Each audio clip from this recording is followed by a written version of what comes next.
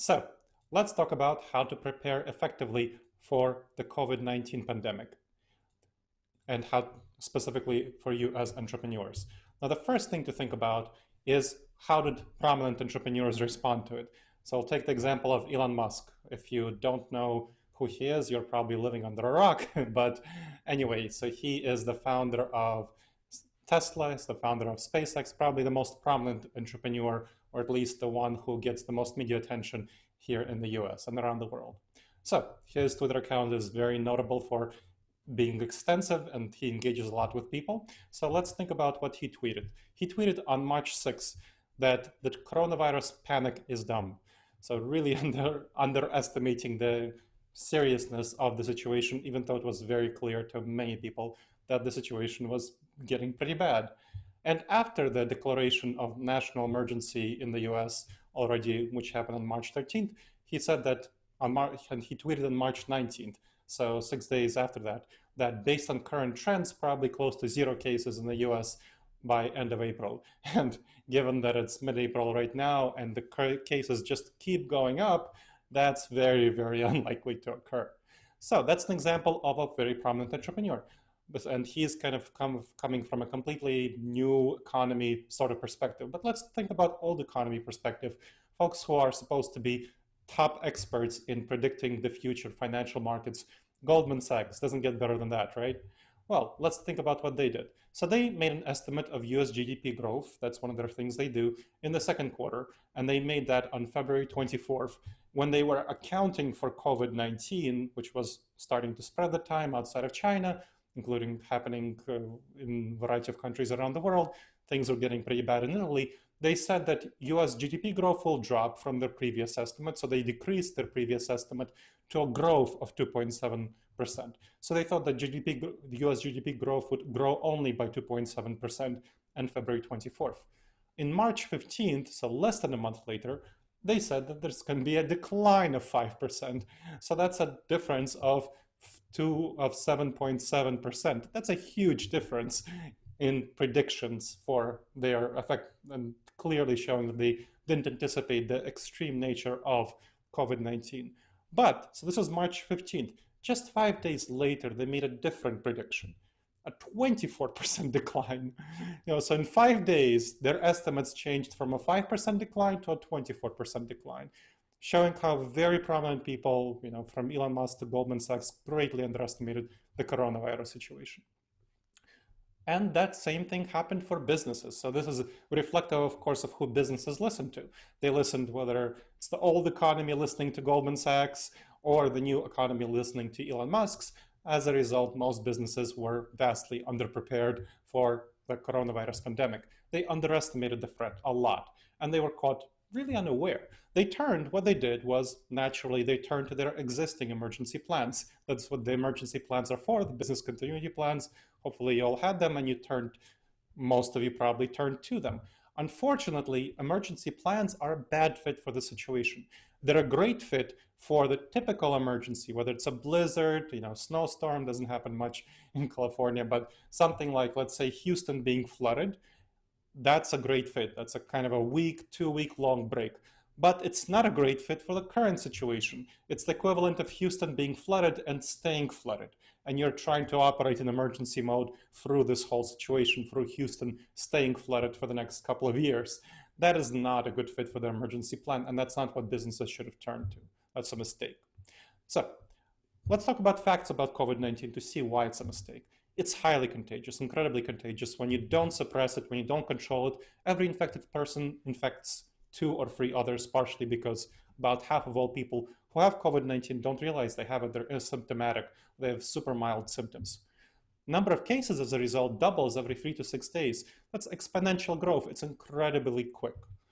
And it's like a hockey-shaped growth. It's like when your product is doing well in the market and growing, same thing for COVID-19. And there's the risk of a serious illness with COVID-19. About 10 to 20% of all people who get it get seriously ill. So 10 to 20%. And half of those who get seriously ill need hospitalization. So it's pretty bad. And I say this as someone who actually had this in my family. So my dad is 79 and he lives in New York City. with my mom, and unfortunately, he developed what very much looks like COVID-19. He was unable to get tested for it, but he is really experiencing all the classical symptoms, including shortness of breath, which doesn't come with a typical cold or flu. So right now, my mom is really taking care of him, thinking about whether he needs to go to the hospital or not. Fortunately, she's a doctor, so she has some medical training, and she is able to work on things to prevent pneumonia, which is the big danger associated with COVID-19. I hope he'll be okay. So it's hitting my family. And it's much more deadly than the flu. 0.5 to 1% die as opposed to something like 0.1% with the flu. So this is, combined with the flu, it's really overwhelming the hospitals. And of course, there's a much higher death rate for those over 60 or with underlying health conditions. Debbie, excuse me. Thank you, Debbie. All right, so much higher death rate for those over 60 or with underlying health conditions. This is a very serious issue, whether you're older or whether you have underlying health conditions, immunocompromised in some way. And we have no effective treatment. You know, the stuff about the anti-malaria drugs has recently been shown to actually not be effective for COVID-19. So we don't have any effective treatment. We need to wait for a vaccine. That's the thing that we need to wait for. Only effective solution. And so human trials for a vaccine, in the most optimistic case, with all the shortcuts cut, with all the red tape cut, to test the safety and effectiveness, are about 1 year in the most super optimistic scenario, as opposed to the usual 4 to 5 years with not all the money thrown at it that you can possibly throw at it, and all the regulations cut that you can possibly cut. And of course, most vaccines, if you know anything about vaccines, you'll know that they don't make it through human trials. So it's very unlikely that the first set of trials will be successful. And after the vaccine is ready, the government would need to coordinate the mass production of this vaccine, its widespread distribution, and then vaccination. And I'm not very confident about the government's ability to coordinate this in the most effective manner possible. I have my suspicions about the government in general being not quite as competent as we would like it to be. So, and we've seen that with the early response to the pandemic. So the vaccine possible timelines, let's talk about the timelines. There's an optimistic timeline, there's a moderate timeline, and a pessimistic one.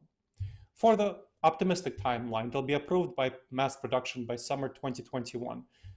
Then it'll take some time to produce, distribute, vaccinate. If the government is wonderfully competent, does everything perfectly, it'll take 6 months. So most people will be vaccinated by early 2022. So that by early 2022 is the earliest possible optimistic, super optimistic scenario when we can expect that COVID-19 will not be impeding our lives anymore and our businesses anymore.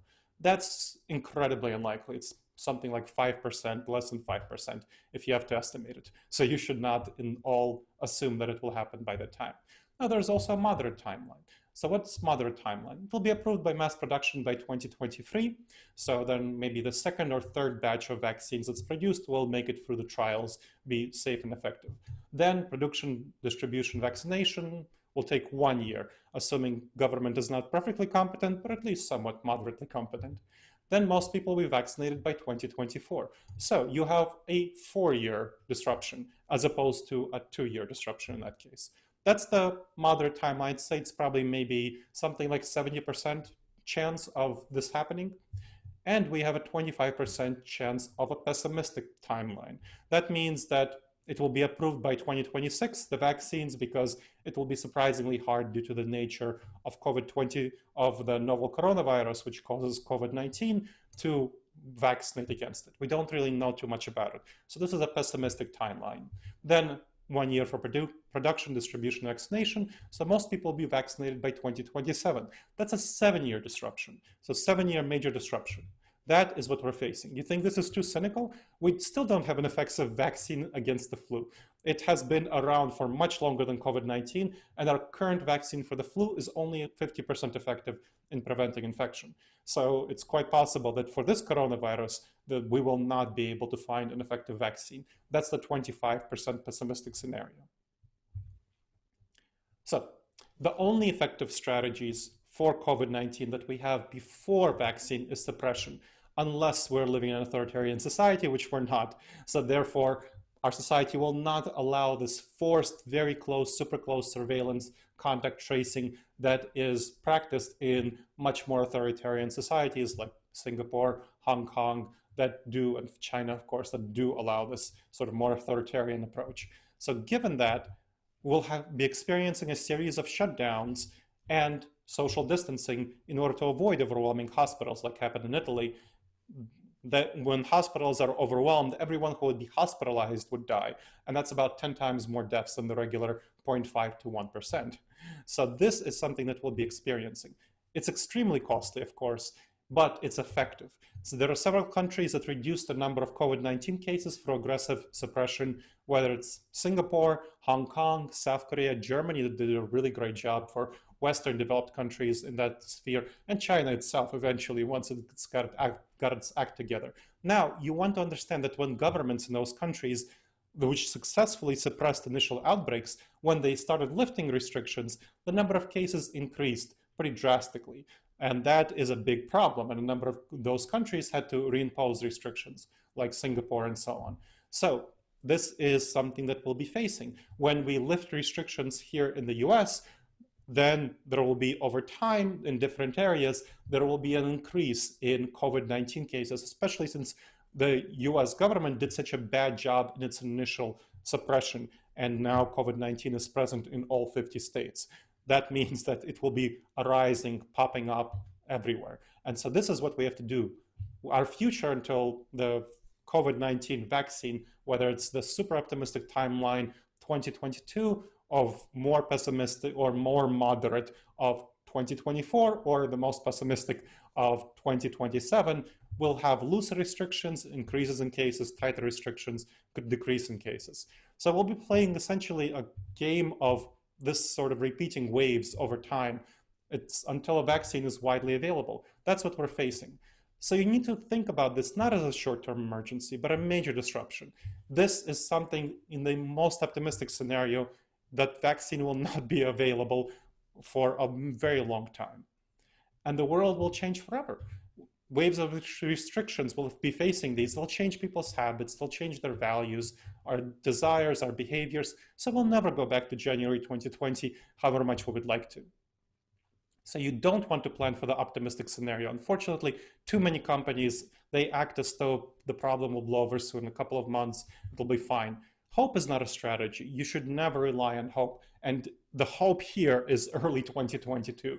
So whereas some people think it'll be over in a couple of months, that's ridiculous. So you need to prepare for the moderate or pessimistic scenario, not even the most optimistic scenario or the pie in the sky of, the God snapping her fingers and somehow COVID-19 will not be around anymore. So the pandemic is a slow-moving threat. And unfortunately, we make very bad decisions about such threats that are unusual, that are slow-moving, that we're not used to, due to how our brain is wired. Our gut reaction, we tend to greatly underestimate such threats. And this really undermines our businesses. So this is where I'm an expert. I look at decision-making, where we as human beings go wrong, and how we can address these problems. So let me talk a little bit about my experience so you see where I'm coming from. Now, I'm the CEO of Disaster Avoidance Experts. It's a boutique consulting, coaching, and training company, has over 20 years of helping clients in areas relevant to this, whether risk management, disaster avoidance, decision-making, and strategic planning. I've also spent over 15 years in academia studying these subjects, including 7 years as a professor at Ohio State. So go Bucks. Now, I'm published in a whole bunch of peer-reviewed venues like Behavior and Social Issues, Journal of Social and Political Psychology. So this is kind of part of my background, studying this as both a consultant, coach, and trainer in pragmatic business settings and as an academic in publishing academic venues. I have a whole bunch of clients from innovative startups to Fortune 500 companies, from Aflac to Xerox. So if you know Zappos, give me a call. And I appeared in a whole bunch of media, whether Inc., Time, CNBC, Fast Company, Scientific American, NPR, CBS News, Newsweek. I can name a whole list of other things. I have over 550 articles and 450 interviews in venues like these. And I published a number of books on these topics. Never Go With Your Gut, How Pioneering Leaders Make the Best Decisions and Avoid Business Disasters, specifically for business leadership. The Blind Spots Between Us, How to Overcome Unconscious Cognitive Bias and Build Better Relationships, which talks about personal and professional relationships. Then the Truth Seeker's Handbook, a science-based guide focusing on how do we realize the truth of reality despite our cognitive biases, our decision-making errors. And finally, a new book that's coming out pretty soon in May of 2020 called Adapt and Plan for the New Abnormal of the COVID-19 Coronavirus Pandemic. And this is a very quick one. So the publisher approached me after they heard about my work on this topic through a number of venues. I published articles and gave a number of interviews on COVID-19, asked me to write a quick book about it. So that's what I'm doing right now. So that's a little bit about me, so you know where I'm coming from. Now, we need to understand that this bad advice on COVID-19, the coronavirus pandemic, is very common because of our dangerous judgment errors that are called cognitive biases. These are due to our evolutionary background, a big part of them. We are not adapted. Our gut reactions, our intuitions, our feelings, our emotions are not adapted to the modern environment. They're adapted to the savanna environment when we lived in small tribes of hunter-gatherers, 15 people to 150 people. So that's what our gut reactions are adapted to, and they don't react well to threats that are not like the threats that we faced in that environment. And how our brain is wired. So we have certain wiring in our brain that processes information in ways that distort our decision-making, our judgment. So the crucial thing for the pandemic to realize is the fight or flight response. It's really helpful in the savanna environment, was life-saving because the risks were in the moment, immediate, intense. That's what we faced, saber-toothed tigers. You might have heard of the saber-toothed tiger response where we had to jump at 100 shadows to get away from that one saber-toothed tiger. Well, you might notice we have many less saber-toothed tigers in the modern world because the risks here are much more long-term, much more uncertain, and they're much more likely to come from your cell phone, to come from news streams, rather than saber-toothed tigers that you're facing out on the street or something like that. So there are 3 specific cognitive biases that you need particularly to watch out for in this area. One, the normalcy bias, the planning fallacy, and hyperbolic discounting. Normalcy bias. Now, we tend to think that the world will be normal. That's our intuition. That's our gut reaction. We think that the next couple of years, the next year or two, will be most likely very similar to the past couple of years. And that leads us to forecast this short-term future based on a short-term past. And we greatly underestimate the likelihood, the probability, and the impact of major disruptions like COVID-19 and other major disruptions. This is a serious problem. Planning fallacy. Now, we tend to be very confident about ourselves, about our plans. We like ourselves. We like our plans. So we think that the future will go according to the plans that we make. That leads us to not prepare for a lot of problems, for a lot of risks that are very serious and very problematic. We don't put in nearly enough resources to contingencies to address these sorts of problems. So whether resources of time, money, information, social capital, whatnot. And finally, hyperbolic discounting.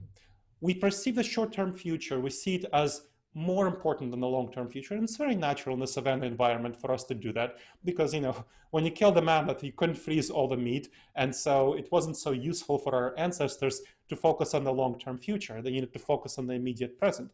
And we're the descendants of those who had a very, very strong flight response and very short-term oriented. Right now, we have, of course, much more capacity to survive and thrive in the future, to plan out our lives, to invest into banks, into enterprises, to invest into projects, into our professional development, but we still tend to be very short-term oriented to the detriment of our long-term future. So we underestimate the long-term outcomes and impacts of things like COVID-19 and other major threats. So these are things you need to watch out for. And in order to overcome these dangerous judgment errors, you need to go against your gut reactions, your intuitions, what feels comfortable to you. Our intuitions evolved to help humans survive, and so we're not really wired to make decisions in a complex world. Now, you know this from your physical experience. When you see a box of dozen donuts, it's delicious. We really want to eat it. It's very tempting. It's very nice. It feels very nice to eat that whole thing. But hopefully, over time, you've learned that that's pretty bad for you based on extensive research, based on extensive evaluations. Instead, you should eat a bowl of fruit. That's the good thing for you. That's what you should eat. But our gut reaction is to eat the processed sugar, all that stuff that the food companies are trying to feed us, because that's what makes them profit. And so there's a lot of ways that our decision-making happens in the same way, where our physical fitness is undermined by our gut reactions, our mental fitness, our ability to make good decisions is undermined by our gut reactions. And you need to go against these gut reactions in your mental fitness to be mentally fit and make good decisions for your business and, of course, for your personal life. So how can you prepare? You need to make long-term changes to your plans. That's what you need to focus on, long-term changes to your plans. Think years, not weeks. So that is how you prepare for yourself, for your business, for your household. Well, we're going to focus on the business in this presentation. So you need to fundamentally change your business model, internal and external. You want to focus in the future based on virtual interactions, and don't set yourself up for yo-yoing back and forth when there's loosened restrictions, tightened restrictions. Make a commitment to virtual teams, to make virtual offerings, because that's what you'll be facing, and that's what you need to have at least 2 years, most likely 4 years, potentially, pessimistically, 7 years of virtual interactions, of virtual teams. I want to encourage you to burn your boats, to end your lease, to sell your office space if you own that, and that will be a commitment, and that will also help you free up some of your finances to make better decisions through virtual teams. So when you have developed virtual teams, when you develop this virtual interaction, you need to have two things. You need to think about two things: changing your internal business model fundamentally and changing your external business model. Now, your internal business model will involve 6 areas: motivation, engagement, effective communication, resolving conflicts, cultivating trust, cybersecurity, and accountability. These are the 6 areas you need to address when you're changing your internal business model to be focused on a virtual collaboration. Now, motivation, engagement. Before the pandemic, how many percent of employees were fully engaged, do you think, who were creative, independent, problem solving, and so on? Research says 34% of all employees are fully engaged. Most people in the 50s were not engaged. They were kind of looking for an opportunity to go somewhere and just kind of punching the clock, and about 15% were actually hostile to the organization, actively looking to leave, bad-mouthing it around. Now, in this situation, when people are switching to working from home, you'll have a whole bunch of people who are not used to this situation. They, in the initial setting, they were quite pleased and quite happy to change their dynamics, to change the way they work. Can whoever is typing please make sure to mute your microphone? Thank you very much. Appreciate that. So, working from home, you want to make sure to get people motivated. They were initially motivated to very much work from home, rally around the flag, rally around the company, adrenaline rush, emergency mode. That will not last. It's just that something that doesn't last. That's not how we're built. Once people realize that they're in the new normal, they will lack motivation from being near other employees. People who work in the office are very much strongly motivated by being near other employees, and they will not have that motivation. And they have the additional stress of adjusting to personal life and their household to the pandemic. Maybe they have adult kids who were used to go to college and who aren't in college anymore and who they have conflicts with. Maybe they're with their romantic partner. They used to have an hour a day maybe with their romantic partner, but now they're with them 24/7, getting in each other's faces and each other's spaces. Maybe they have elderly members in their household with whom they also need to deal with and who they need to protect from the pandemic especially. And of course, young kids who are not in school right now and who are crawling all over them while they're trying to work. That's very dismotivating and disengaging. So you need to provide support and guidance to your employees to make sure that they stay motivated and engaged effectively. That's one area. Let's talk about effective communication. Now, effective communication is notoriously difficult, even before switching to virtual teams. And virtual communication is especially difficult, fully virtual communication, for those used to communicating in person. There's going to be a lot of miscommunication, especially in written communication. So people switch their collaboration from in-office communication to things like Slack, to things like Trello, to things like Asana. And when you write in text, you miss so much body tone, body language, that there's, this famous statistic that 7% of content, 7% of what you understand from messages comes from the content, the verbal, the rest from body tone and body language and so on, from tone and body language is false. That's not what happens. But you do have a lot coming from body language, from tone. If somebody says something like, I think Michael should be in charge of the project, or I think Michael should be in charge of the project, or I think Michael should be in charge of this project. Those are all things that mean different things depending on on the tone of how you say it. And of course, your body language when you say that as well, your face and so on. They will all mean different things, but when you write them in text, they all say the same thing. So that's an example of how we're losing valuable communication resulting in serious miscommunication. So it's essential for you to train your employees, give them professional development on how to communicate effectively in virtual teams and address these problems. That's one. Or that's two. Next one, resolving conflicts, addressing problems. That's something that you really need to be thinking about, because in face-to-face interactions, it's pretty easy, or much easier at least, to notice and resolve problems. When you're in the office, you pass by each other, you see a concerned look on somebody's face, you check in, or you chat about a problem, you chat about an issue. In a virtual team, that doesn't happen. You don't see other people. You don't see concerned looks on their faces. You don't see hesitations. You don't see uncertainty. So it's far easier for problems to go unnoticed. And that's why it's crucial to offer training, professional development in resolving problems, noticing conflicts, and making sure that the kind of problems that tend to crop up on virtual teams don't happen. I've seen a lot of virtual teams when teams make the transition, of course, before the pandemic, these problems sort of things come up. Next, cultivating trust. This is a difficult one because we don't tend to think about this. But in office settings, it's natural for us to cultivate trust, build relationships, talk about your kids, talk about your local sports ball team, talk about what you ate earlier, your vacation plans, all that stuff, politics if you're into that. And all of these things, it builds human connection. It humanizes us, that connection to each other.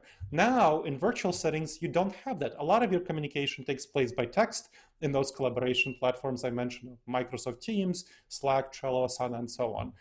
And so this connection, this sense of connection doesn't happen naturally. Even when you're doing video conferencing, you're still seeing each other on a small square, and it's not you're missing a lot of body language, tone, which undermines effective communication and undermines that sense of humanity, although it does help.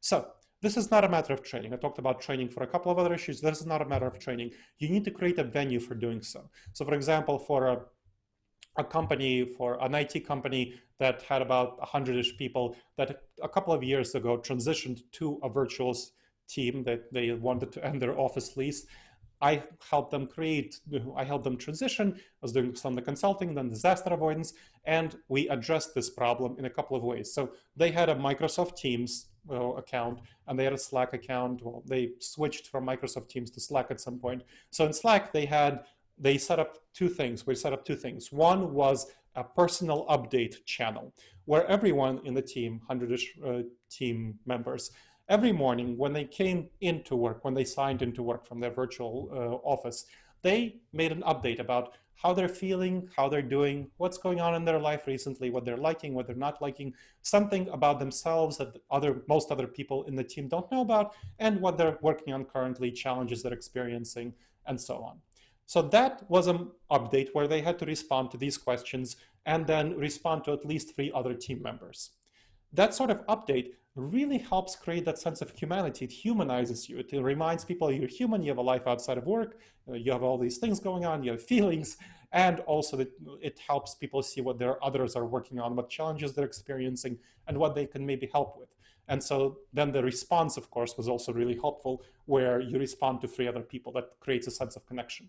So that's an example of one venue. And then the other venue we created there was so that was a policy institutionalized, you need to do it. There's also a separate venue where we created for personal sharing, where people autonomously throughout the day, independently, whoever felt like it, can go there and share anything about their life, something that's not work related, anything they want to talk about. So that created 2 venues. One that was actually institutional, obligatory. You have to do it in the morning. It's your way of checking in, saying you're working. And the other one is autonomous for anyone who feels like doing it. So that's a good balance. And that's an example of something that you can do.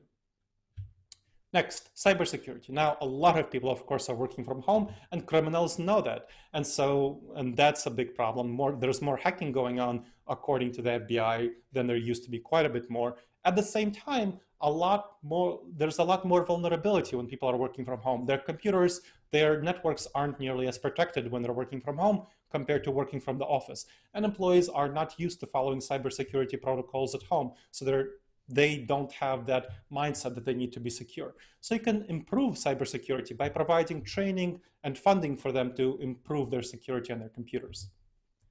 Next, accountability.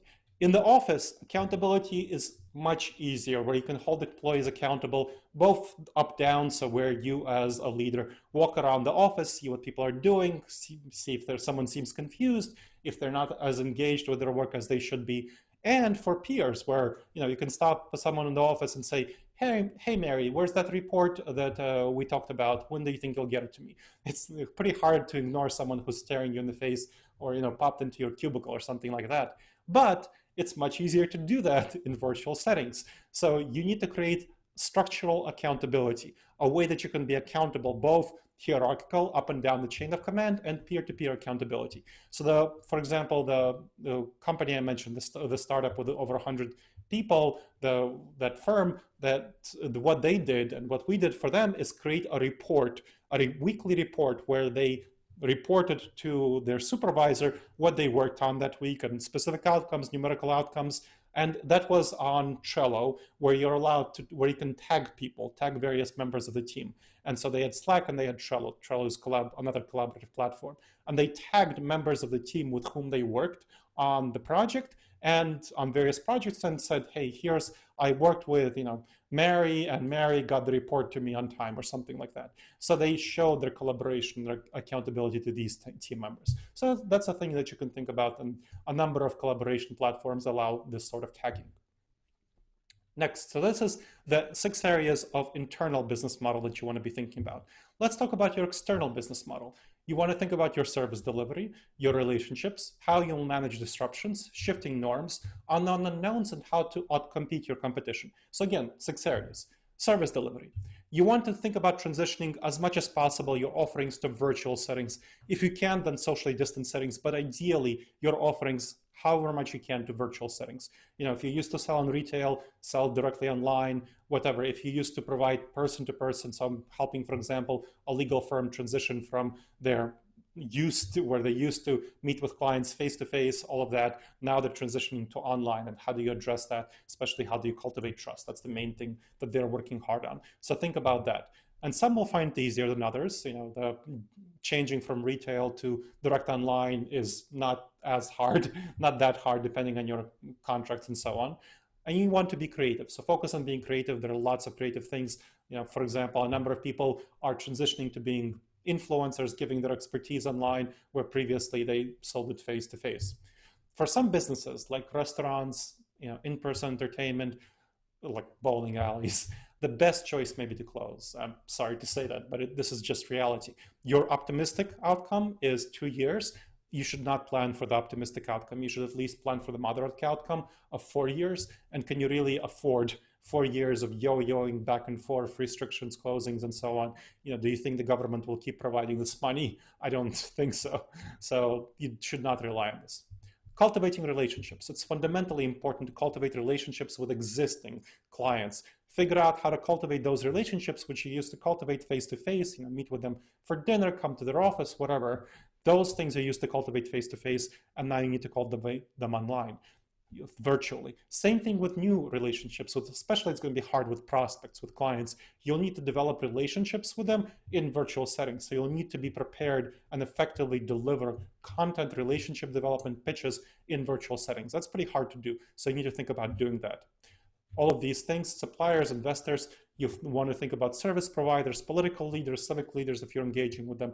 You'll want to think about connecting with them online and not face-to-face, develop those relationships. Cultivate trust, communicate effectively, and notice and resolve problems and conflicts. Especially if you're communicating effectively and noticing and resolving problems and conflicts, there's professional development available in how to do that. So you want to think about those professional development opportunities. Next, manage disruptions. So you'll want to manage disruptions in your external stakeholders, your supply chain service providers.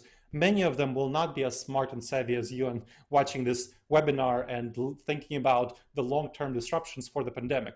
So you'll need to make a plan to protect yourself from their failures. Now you can try to convince them that they need to make long-term plans, but some will not listen to you. So you got to protect yourself and make sure that you have backup plans for those people, especially who aren't nearly savvy enough to plan for the long term of this disruption.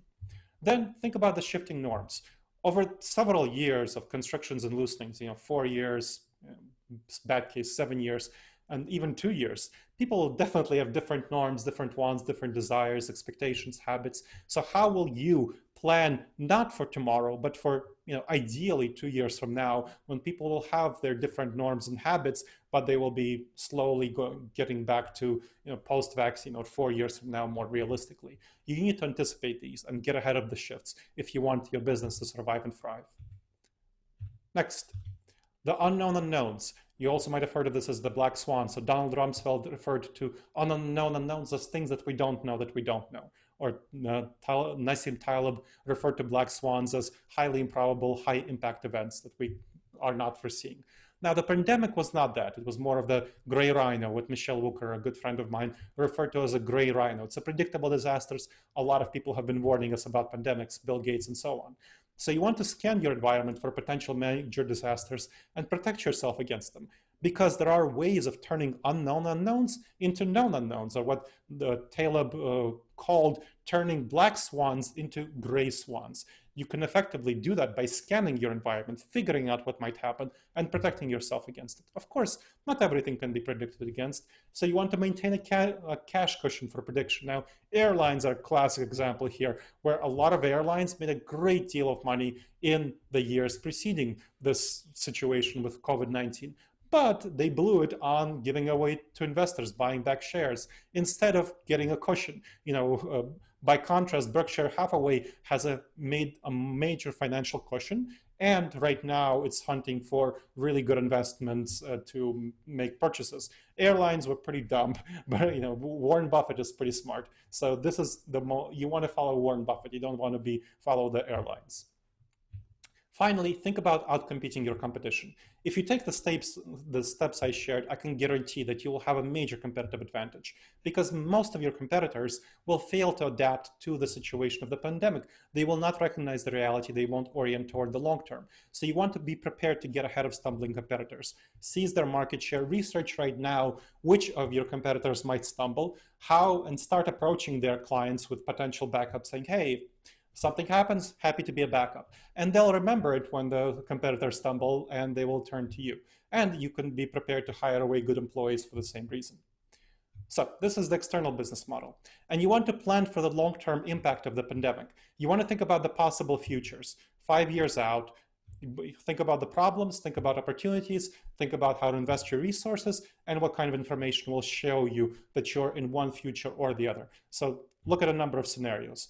So possible futures, possible scenarios, variety of futures, and invest resources according to the kind of futures that you plan for. There can be an optimistic future. Well, we talked about vaccine widely available by 2022, moderate future 2024, pessimistic 2027. You don't want to plan for the optimistic one. So think about the moderate or the pessimistic one. Imagine what your business would look like in 5 years in each of these scenarios, the optimistic, the moderate, the pessimistic. All of these scenarios, what will it look like? Think about that, think it through, have a clear vision of what it would look like. And then think the kind of problems you might face in each of these scenarios, optimistic, moderate, and so on, pessimistic, and think of ways to address them in advance. So how can you solve whatever problems you're going to be facing in advance? We talked about some of them with external and internal business model, but of course, everything is going to be specific to your business. So think about how you can address them in advance, or make a plan to resolve them if they do occur. If they're not certain problems, you might or might not face them. How can you make a plan right now to resolve them if they do occur? So that's the problems. Opportunities, kind of same thing. List opportunities you might have in each of these scenarios, and think of ways you can bring them about. You can bring them into life, or make a plan to seize them if they do occur. Resources. Think about the resources you'll need for each scenario. For each of the scenarios, money, time, information, social capital, strategic planning resources, so putting time into it in advance, and make a plan to reserve sufficient resources for, really, I strongly recommend the pessimistic scenario. A lot of people will want to go with the optimistic scenario, but it's less than 5%. If you want to be safe but not too safe, you can go for the moderate scenario. That's the 70%. And so it's most likely thing to happen. But the pessimistic scenario, if you want to really guard yourself, and I recommend that folks do that. I'm a disaster avoidance expert, so I've seen the one out of 4 chance happen pretty often. So don't plan for the optimistic one. And think about information. So information will show you which scenario you're actually in. Which of these scenarios are you moving forward? So think about your future as composed of these scenarios, and you're trying to figure out which of these scenarios will actually take place. So you want to monitor this information pretty closely. You want to monitor information about the vaccine development. You want to monitor information about possible treatments, cures, whatever, and adjust your plans accordingly depending on what you see as the scenario that's actually happening. And then execute, execute, execute, execute. That's what you got to do. You got to execute your plan and make sure that you prepare, plan, and execute accordingly to your strategy. So that's my strong recommendation for you. And now I want to make sure that for those of you who want additional resources, you can go to tinyurl.com/DAE-event.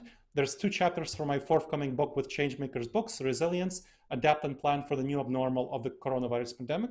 You saw the cover earlier, and a free coaching session with me on how to adapt this content to your reality, to your life. All right, so this is the end of the webinar, and I'll be happy to take questions now. So you can unmute yourself if you have any questions. Happy to take them. Yeah, hi, this is Anna. Thank you. This was wonderful and so helpful. I think the thing that I'm curious about, and I joined a couple of minutes late, so I apologize if you addressed this, No worries. but I've seen a reasonable amount of evidence that there may be a sort of natural immunity developing quicker than we think. In particular, there was a piece recently about testing they did in Boston on the homeless population and discovered that 50% of the people that they tested actually tested positive and were asymptomatic. Mm-hmm. I worry that assuming we're in case 1, 2, or 3 of what you outlined also leaves some percent chance that we end up hitting this natural immunity peak faster than expected, and in the meantime we've gone through all of this extensive change to uphaul our businesses. Mm-hmm. Is there a way to kind of do both things thoughtfully, or do you think, or do you have other evidence that discounts this sort of natural immunity theory? No, natural immunity theory is part of it's not, people aren't immune, so they get the illness. They're asymptomatic. These are 2 different things. So Developed immunity. Yes, so you want to be very careful about the difference between asymptomatic and immune. So asymptomatic is actually bad. It means that you carry COVID-19 and that you can get other people infected. You can kill grandma, basically. You don't know it, but you can kill grandma. You can get her infected because she's older and she's going to be more vulnerable. So this is actually pretty dangerous. And this is incorporated into the information that I'm presenting. That's why something like 10 to 20% of all people who get sick go to the hospital. That means that half of the people who get sick don't show any symptoms. They are sick. They don't show symptoms.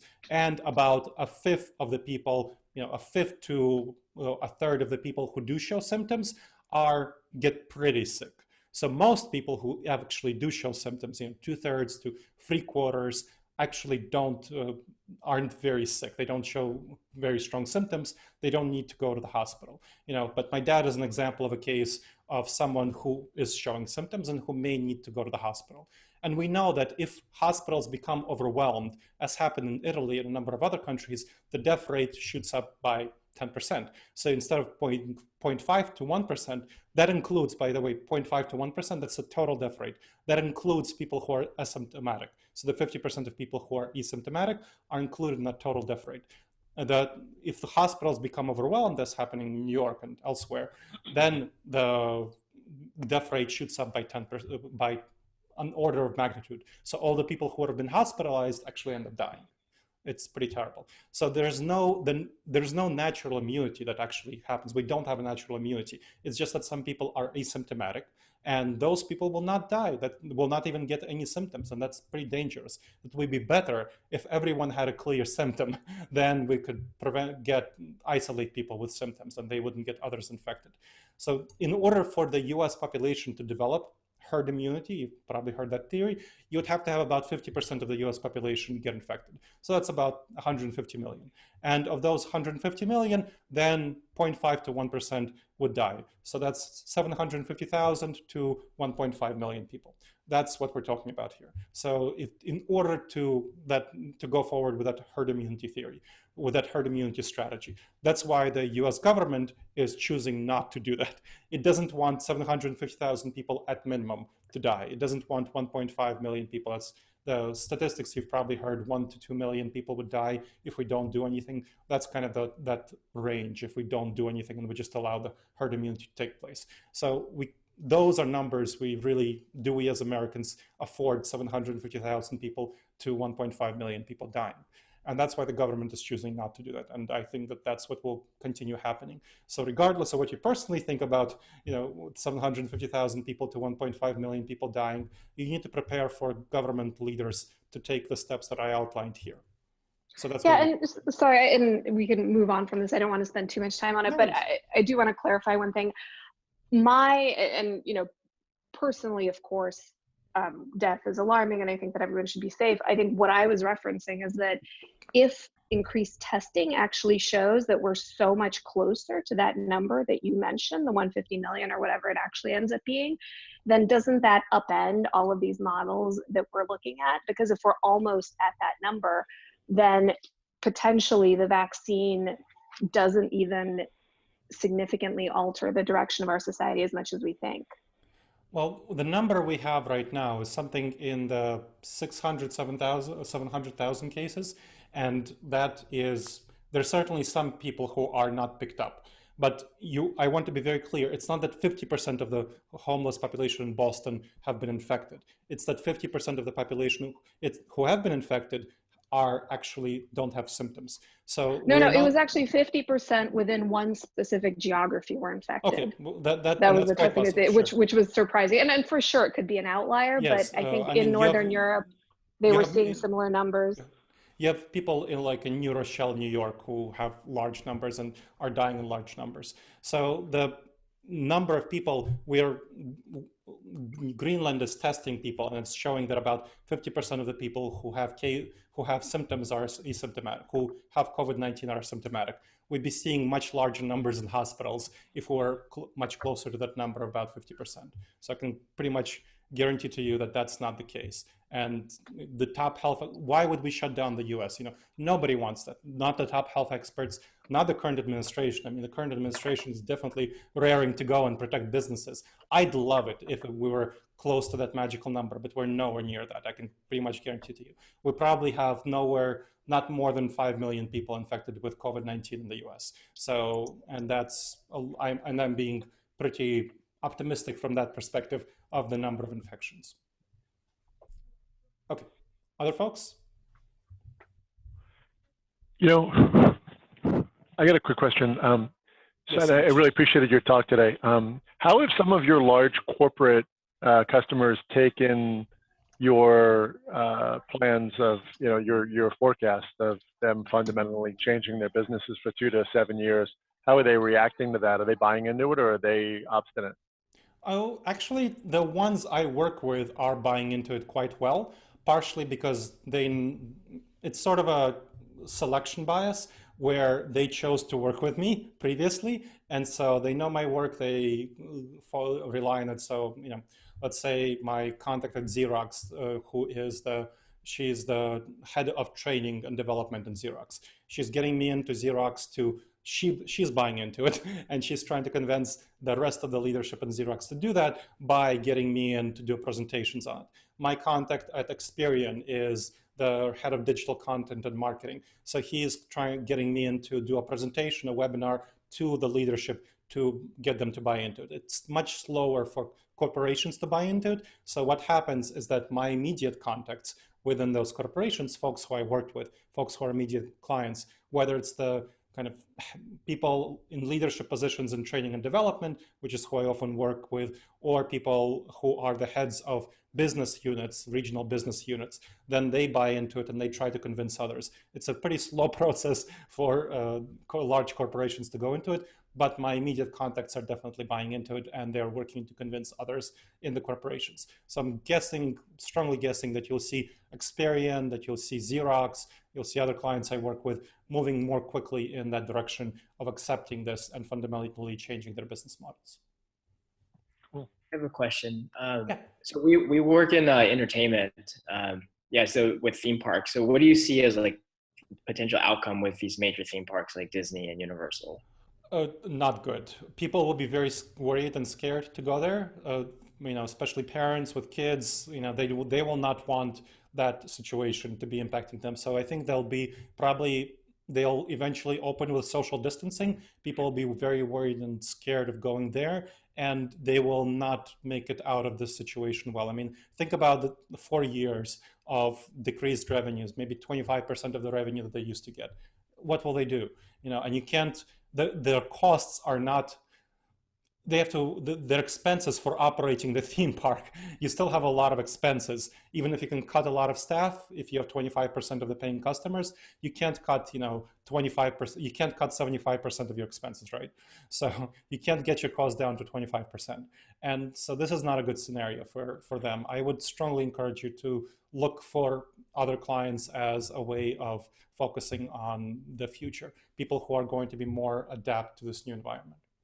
On the flip side of that equation, though, I mean, we're all trapped at home and we have a demand essentially to come out and entertain ourselves. How do you think people would relieve that demand in the future? I'm strongly suspecting that people will focus on a combination of using platforms like Zoom and augmented and virtual reality. I strongly think that augmented and virtual reality will take off as people realize the seriousness of the situation. I know augmented reality and virtual reality is currently kind of crappy.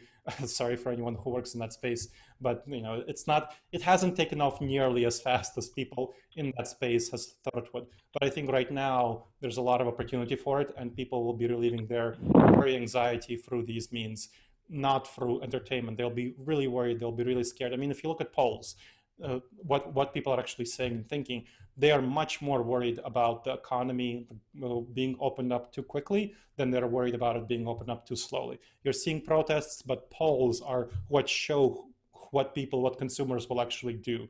And I think a lot of people will spend much more time at home, even after the COVID, 4 years, COVID-19 will be over. You'll have a lot of people who'll be much more homebodies, and they'll be staying in much more. And so the recovery will be much slower than a lot of people. We will not have a V-shaped recovery. A lot of people are greatly underestimating the problem that we're experiencing. Sorry. Do you see a Ready Player One scenario, essentially? Pardon me? Like a Ready Player One scenario where everybody's just in a pod?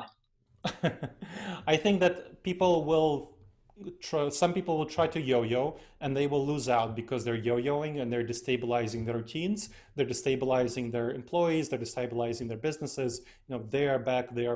That's not a scenario you want to be in. So I think that we'll spend much more time at home in the future, and the smart businesses will adapt to that right now and change their business model, external and internal, right now to adapt to that future. I think people will spend much more time at home, socially distanced in various ways, and there will be a great shift to that. Now, after COVID-19 is over, people will slowly start to come out of these spaces. You will not have a massive rush. People will be worried. People will be scared.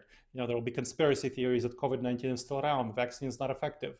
And maybe sometime we can have a vaccine that's only 50% effective. That's only 80% effective. And there will be a bunch of people who don't want to take that risk. So you'll have a very slow, gradual emergence. Eventually, I think we will get to a stage, maybe 80% of where we were with in-person entertainment and activities. But I think there will be a permanent shift for a number of people. Other folks? Where do you see the optimistic view in the future for sports teams, fans coming in, not necessarily having games, but having fans in the stands and concerts? I don't think that there's too much hope in the immediate future medium-term future for sports teams and fans in stands. I think there's definitely opportunities for sports teams to play behind closed doors. And for that to happen, you need to have very strong security, and for sports figures themselves to be very strongly protecting themselves against COVID-19. Because, if you have COVID-19 spreading in a sports team, it spreads very quickly, and that's very dangerous. So that will be a big concern.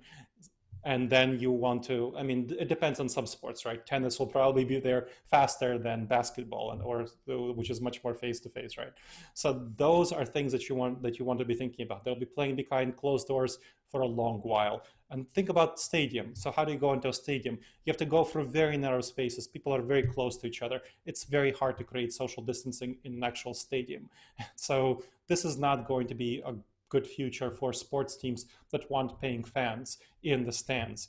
You will have definitely opportunities for sports teams to broadcast games, because a lot of their money that actually obviously they get from TV. So that will be more of an opportunity.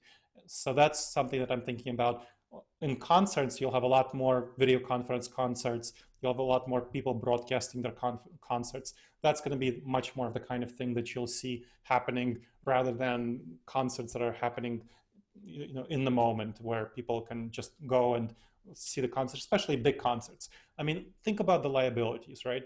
If you knowingly put on a concert where there's going to be serious danger of people getting COVID-19, and then they sue you afterward, well, what are you going to do, right? Sports teams, same thing. You have to think about the liabilities here.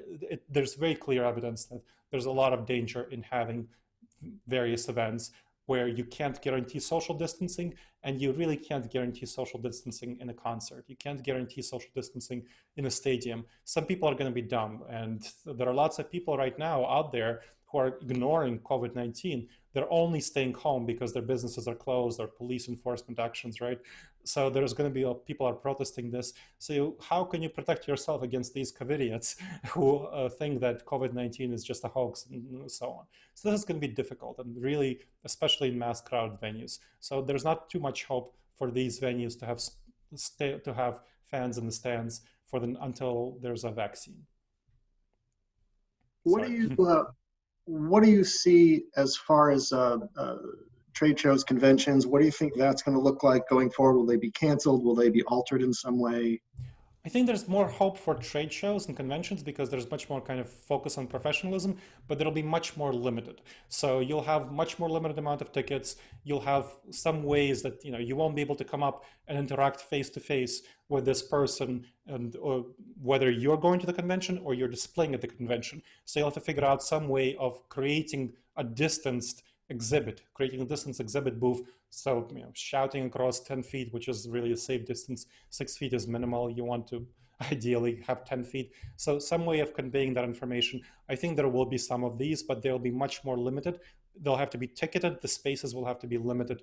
And so a lot of people just won't go. They'll transition to virtual exhibits, virtual conventions, because they'll be more convenient, easier. A bunch of people won't want to travel. I mean, who wants to get on an airplane nowadays, right? I have some speeches coming up in Kansas City, and I'm kind of dreading getting on an airplane because, this is not something I want to do right now. But that's how I make my money.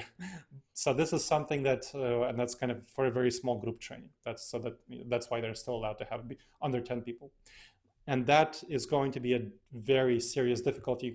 If people are not going to travel, how are they going to get to a venue? So this is something that you want to be thinking about. I think exhibits, conventions will be much more limited, much more ticketed, and there will be much less people who will be willing to go to them. I have a question, Dr. Gleb. Thank you for joining us here.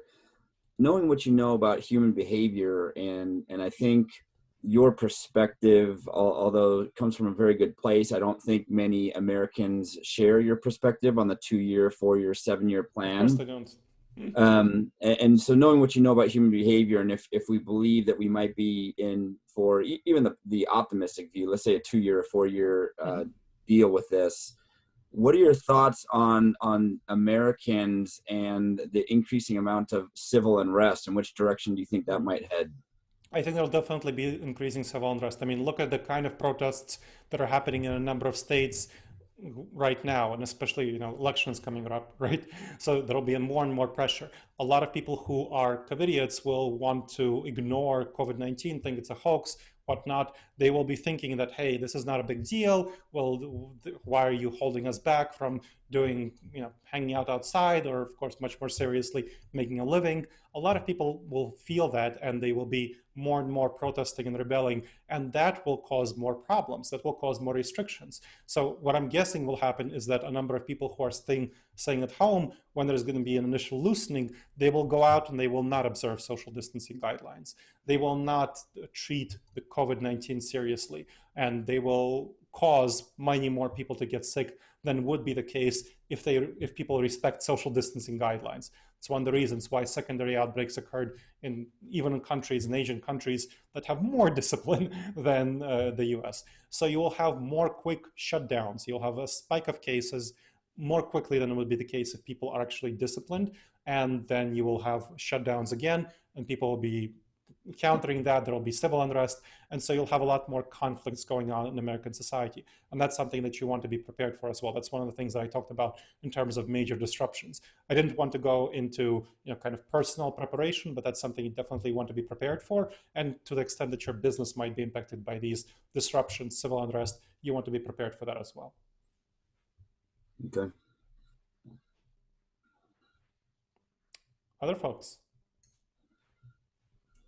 So I guess this will affect retail as well, where Oh, absolutely. will be like a small number of people can go walk into a retail store and people will be lining up outside the store. Yes, it will hugely impact retail. You already see a huge growth in e-commerce, obviously, and it will continue. Some people who tried e-commerce for the first time will like it well enough that they'll keep doing it. I mean, you have some older people who never did e-commerce before, ever. And now they're going to try it and go, oh, this is not bad. I don't have to go to the store, don't have to browse things, protected from COVID-19. So, and especially older people, they will be much more focused on doing retail online than in person.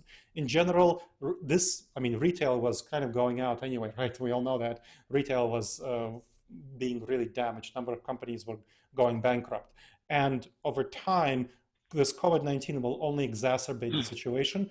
It will be even more damaging for retail than it was before. So a number of retail chains that are not well adapted to COVID-19 will go bankrupt. I mean, grocery stores will still be doing well. I think some home improvement department stores like Home Depot or Lowe's will still do okay because people really want home improvement supplies once they realize how stuck they are at home, and especially in the winter when they don't have anything to do, like the vegetable garden planting outside. So I definitely plan to do more home improvement in the winter. Right now I'm doing much more gardening, and I think a whole bunch of other people will do that as well. So that's one of the things that you want to be creative about. You want to get ahead of the shifts, figure out what the shifts are, and what the dynamics are, and how you can adapt to the changing habits before they happen. Okay, so Dr. Gleb, I have another question. Yeah. Based on what you're saying, if somebody said that you were pessimistic, which I don't think you are, but if somebody said that, and they looked at the best case scenario, they would look at, I guess, some of the facilities like the auto industry where they're taking temperatures of people as they walk in and letting them come to work. Mm-hmm. I don't know, is that sustainable? Is that a model that other businesses are going to monitor and consider, or is it going to be way too much liability for corporate America to let people come back in, or obviously schools? Because I can't see that doing that for a long time, like you said. So. Yeah, it's going to be, my thoughts are that I'm just telling you, I write my book, Never Go With Your Gut, how I'm a very optimistic person. If I wasn't an optimistic person, I wouldn't be an entrepreneur. I mean, as you all know, half of all startups fail in the first 5 years, 2/3 fail in the first 10 years, 3/4 fail in the first 15 years. I wouldn't be doing the EO. I run a company called Disaster Avoidance Experts, as you know, and that took a lot of optimism to start. I have 20 ideas before breakfast, and I think they're all brilliant. I think the grass is green on the other side of the hill, even though it's often yellow. And this is something that is just an inherent part of my personality. And that makes it even more challenging for me to accept the optimistic case of 2 years and also realize that it's very optimistic, less than 5%. I try to not let my optimism influence my judgments, and I make sure to run it filtered through experts when I'm creating these scenarios of the future. So you want to think about getting an outside perspective on the scenario of the future. Now, the auto industry, that will not last. That's not something that's really effectively sustainable, because a lot of people, there's going to be liability. And for non-essential businesses, auto industry in some cases is defined as an essential business. The auto industry is going to really struggle. A lot of people are going to drive a lot less, of course, so there's going to be a lot of problems. The auto industry is not a model that you want to adopt. You want to focus on what will be the reality of loosening restrictions, tightening restrictions, especially because a lot of people will not be following the restrictions as they should. And so you will be, if you try to go to that model, you'll be yo-yoing back and forth. You don't want to be yo-yoing back and forth. You don't want to go to the office, go home, go to the office, go home. Half of the team go to the office, half of the team stay home. Half the team go to the office, half the team stay home. You'll have a lot of liabilities if you do that, first of all. If people get sick and they die from COVID-19 from preventable actions because lawyers can show that really you should have known that people will not socially distance themselves as they should. And there will be many lawyers who will be trying to jump on this. This is good for the legal profession, unfortunately. A lot of people will be trying, and I say this as someone who works with lawyers. I have a legal firm, so hopefully they're not watching this. But anyway, they will be jumping on this opportunity, unfortunately, for many entrepreneurs like us. So you don't want to put yourself in that situation. You'll have to completely reconfigure your office. You'll have to make it socially distanced. You'll have to have a lot of cleaning and scrubbing, and that's just not going to be worth it. The trade-offs are really not going to be worth it for you. That's why I'm strongly encouraging you to right now take advantage of you having checked out this webinar and take advantage of the fact that your competition will not, and change your business model to make it virtual, change your internal business model, change your external business model. That's how you're going to succeed in this incredibly disrupted future. And for the next 4 years, realistically speaking, super optimistically speaking, the next 2 years, this is what we'll be facing. I had a question.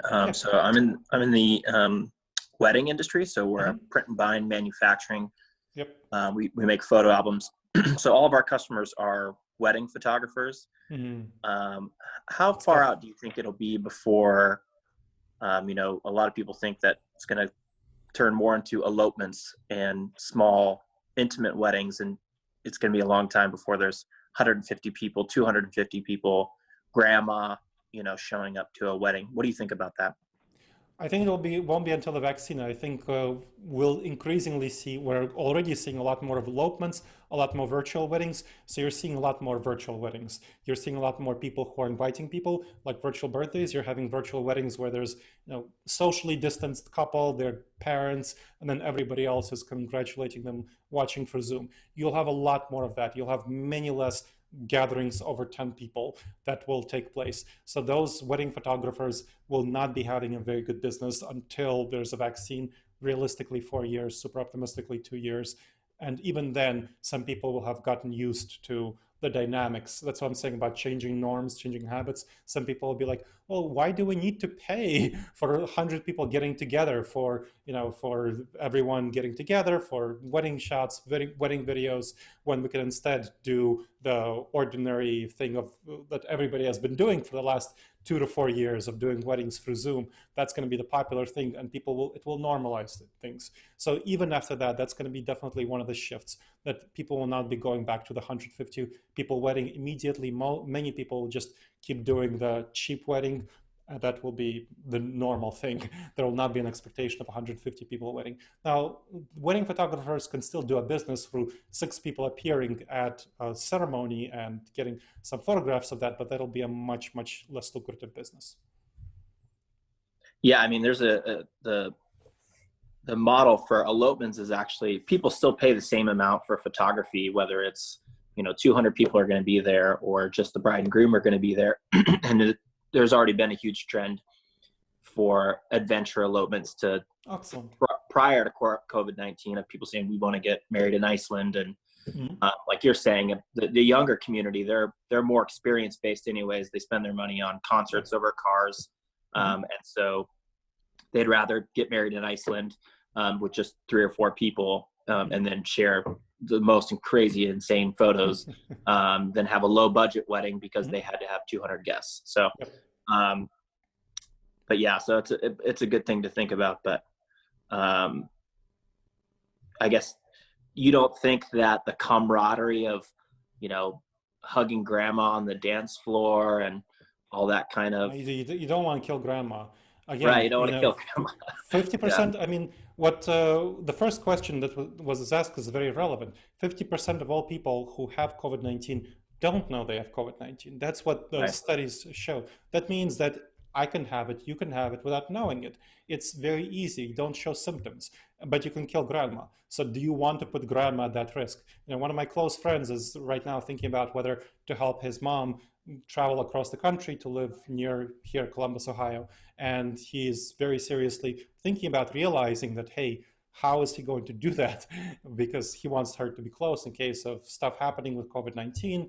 And so he's very much thinking through various ways that he won't infect her, that he will wear a mask, that he will take various steps to protect her from him, because he is a real danger to her. He's a real threat to her. So, and he has a job that requires him to be on the front lines as a first responder. So he's not able to just spend 14 days without going out of the house. This is a tough situation for a lot of people, and I don't think that people will want the smart people, and hopefully by now most Americans who are aware that older people are much more at risk, they will not want to put grandma at risk by hugging her on the wedding floor. You don't think there will be like a form of testing that comes out for people to know within an hour if they're positive or negative, and then be able to say, okay, everybody that's tested negative, we can all hang out together and should be fine? I think that will be difficult just because of how quickly you can pick up COVID-19. So are you going to test yourself before every event where you go to people, where you go to see grandma? It's going to get prohibitively expensive. That's one. Second of all, I mean, look at the testing regime that the US has set up.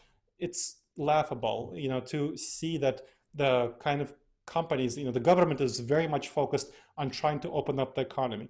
You're in California, that Newsom is saying, in order to open up the economy, we need testing, right? And there's no testing because of a shortage of various supplies, which are coming from, because of our supply chains for testing equipment is very much reliant on China and India and other countries that have closed down due to COVID-19. So COVID-19 is indeed preventing the widespread development of testing. So I think it'll be really hard to envision in the, before a year from now. Maybe in a year things will be different. I mean, it's hard to predict a year from now with specific manufacturing of things. But the testing will be still difficult to get for the short-term future at least. And even in the longer-term future, even let's say in a year from now, each test will probably be pretty expensive. So you will not want to test yourself every time before you go hang out with grandma, before hang out with friends. Maybe that once a year, maybe before a wedding, you can do that, you can afford that. So that's possible. But what are you going to do if you test yourself, if you test positive? It's a hard dilemma, and it's hard to figure this out. I think a lot of people won't want to take that risk. Sure, yeah. Gleb, I have a question. What about the people that have worked through it and they say are no longer able to get infected? Mm-hmm. Are they suddenly going to be like the MVPs that everybody wants to hire and put in positions facing the public? They will be mostly. So right now we've had some concerning cases where people who got the COVID-19, went through it, are still infectious without realizing it. So where there's called a reinfection in a number of countries, China, South Korea, there have been studies showing that people who had COVID-19, who developed antibodies, are still potentially infectious for it. So there's not sufficient information right now to say whether, hey, if you had COVID-19, you're no longer vulnerable to it. You're probably yourself no longer vulnerable to it, but you might well be able to give it to others. So there's still going to be some, I would say that probably in the next 3 to 6 months, we'll get a more clear answer on that.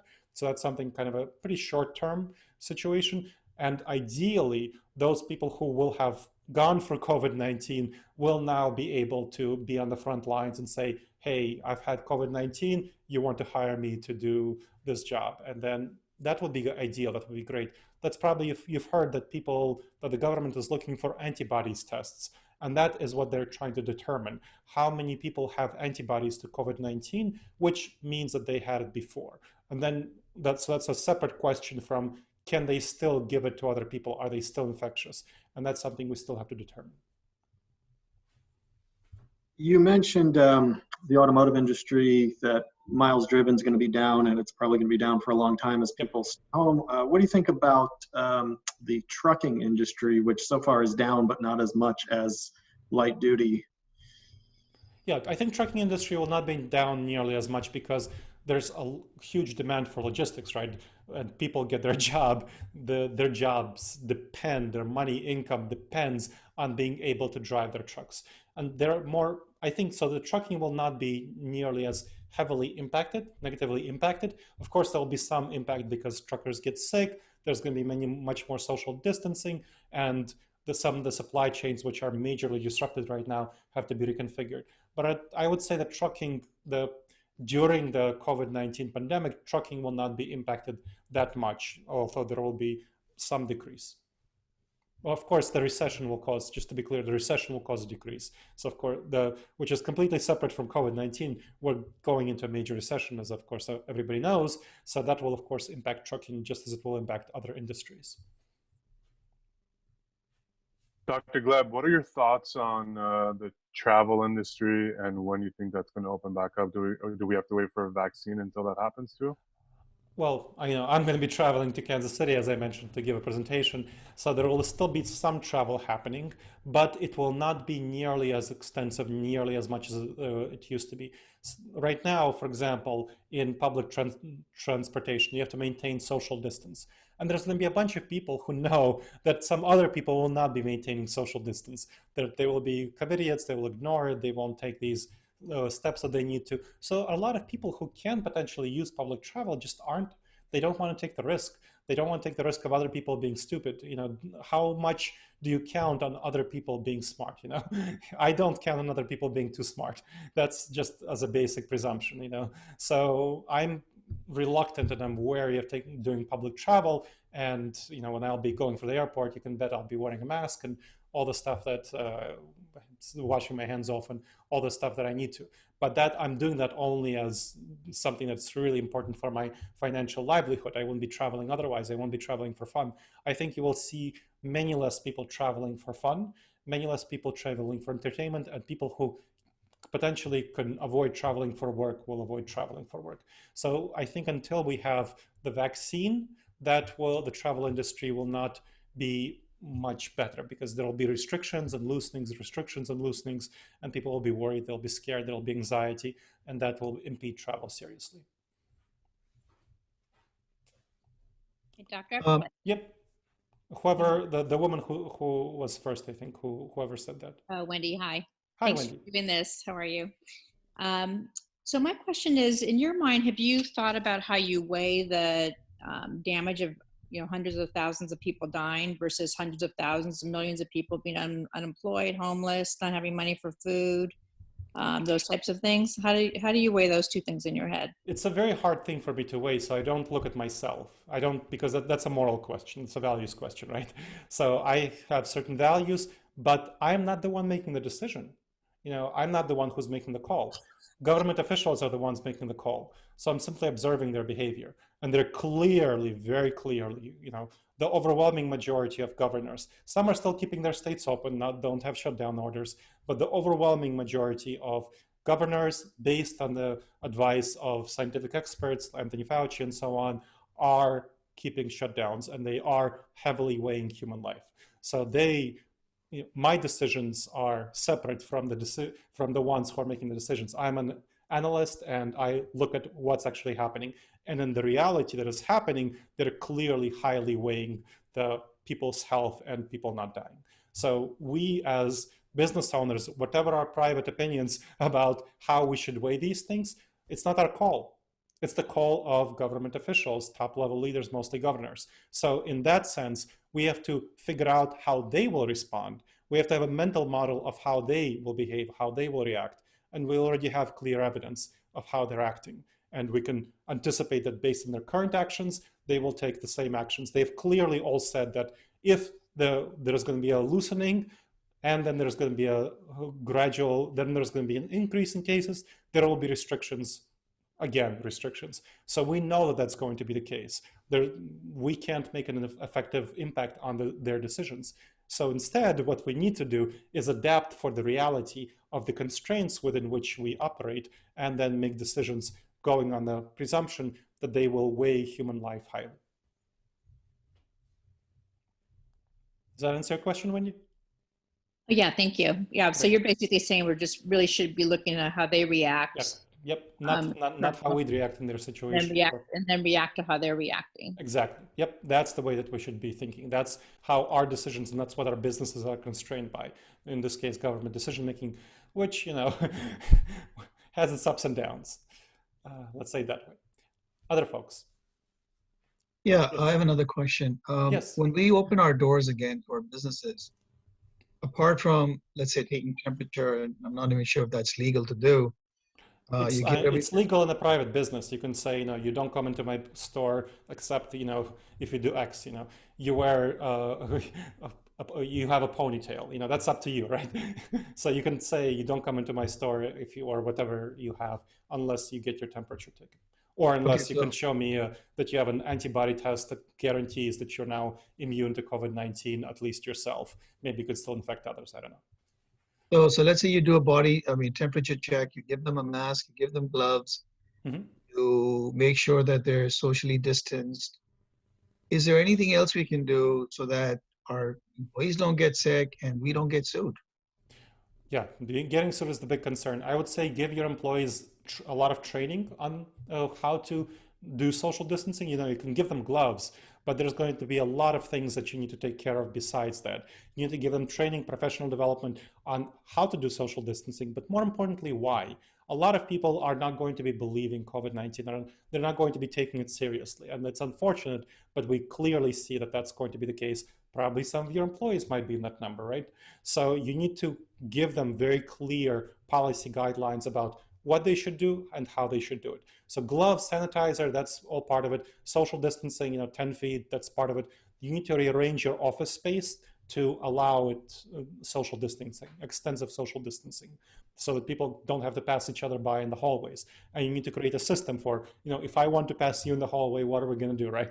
So that's something that you need to think through. You need to think through every element of what your office would look like if you do choose to go back to the office. Again, that's not something I recommend, but if you do choose to do that, you need to think through every element. You need to have cleaning people there, disinfected every, you know, after every shift or after every workday. At the end of the workday, do a thorough disinfection, thorough cleaning of all the surfaces, because we know that COVID-19 can survive on various surfaces from a few hours to a few days, depending on the surface. So steel and plastic apparently can survive for a while. So it depends on the surface.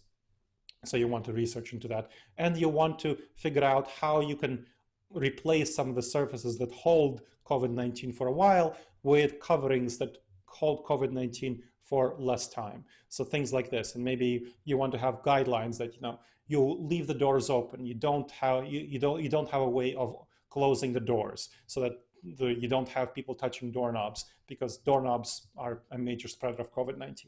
So you want to think through every element of your office if that's something that you do choose to do, and how you can maximize the social distancing of it. You want to make sure that you're following best practices. So look at best practices so that you're legally protected. And of course, I'm not a lawyer, so you want to get a lawyer who will tell you that, hey, you will tell them that here are the steps I took. Is there anything else I need to be doing?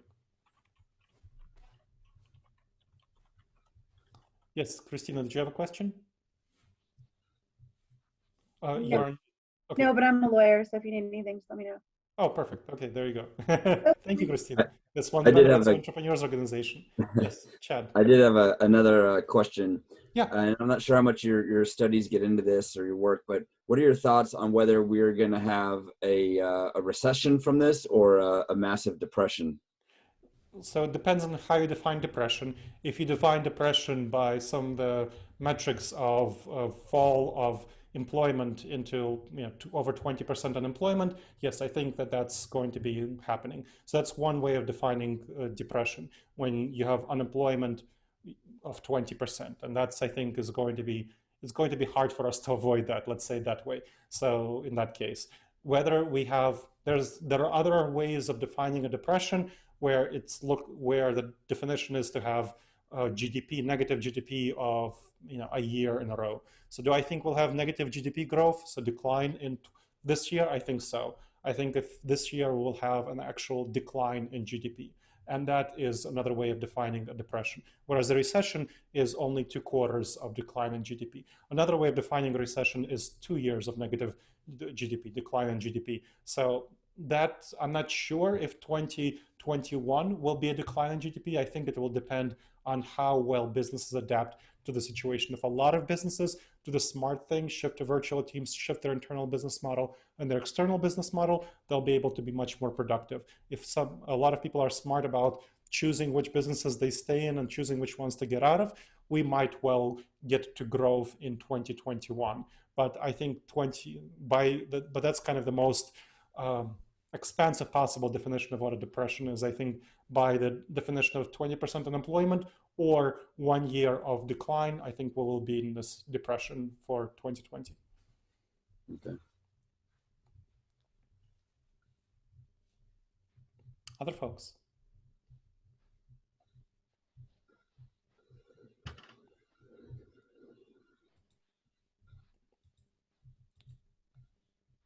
Anyone else? I just wanted to say it was just a wonderful, not the most uplifting talk, but really informative, and I tremendously appreciate it. You're very welcome. Yeah, I mean, lots of my talks are not very uplifting. They're meant to prevent disaster, and kind of when we're in the middle of a disaster, to manage a disaster. And when you're managing disaster, you never want to prepare for that. When you're preparing for disaster or managing it, you never want to be super optimistic. You want to be at least moderate, at least realistic, and ideally pessimistic. So a lot of my talks are like this, and I really hope they help you make the best decisions for your business. Thank you. All right, everyone. So seems like there's no more questions. Well, I have one question. Do Yeah, you have please. 2 earrings or 1? Pardon me? Your earring? Do you have 2 or 1? Oh, 1 earring. So okay. Here, not in this one. Thank you. I You're appreciate very welcome. your time. When is your new book coming out? It's going to come up on May 1st, actually. So my publisher surprised me yesterday with the good news that they wanted to push the date from June 1st to May 1st. And I'm like, oh, okay. let me spend this weekend after my EO webinar just writing it and full into writing editing mode. So that's my weekend. It's going to be full of writing. Wish me luck. Nice. Good luck. All right, folks. And again, if you have you want the 2 chapters on adapting and planning and a free coaching session with me or a free coaching session with me, tinyurl.com/d-event. Okay. Thank you. Thank you so much, Dr. Gleb. Appreciate it. You're very welcome.